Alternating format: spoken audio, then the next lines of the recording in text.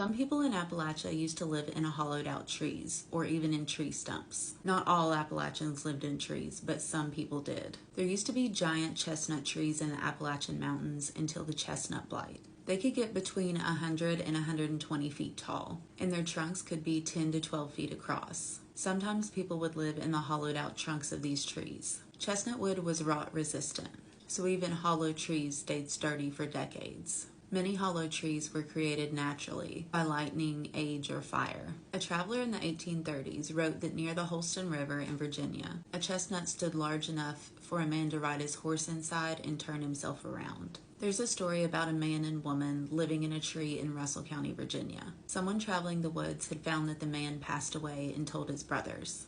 The brothers went up there to get him, and the woman tried to follow them back into town. They roughed her up and ran her back to the tree. In the Smoky Mountains, there's a well-known story of a man named Sam Hicks. He lived in a hollow chestnut tree for several years after his cabin burned.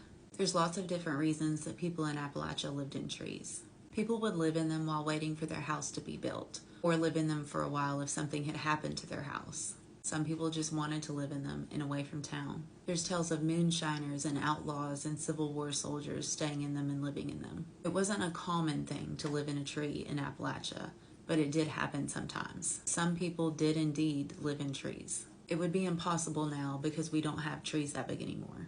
But if we did, I would totally be up for that. Like if you could find 4 big hollowed out chestnut trees together and make you a whole house, that would be perfect.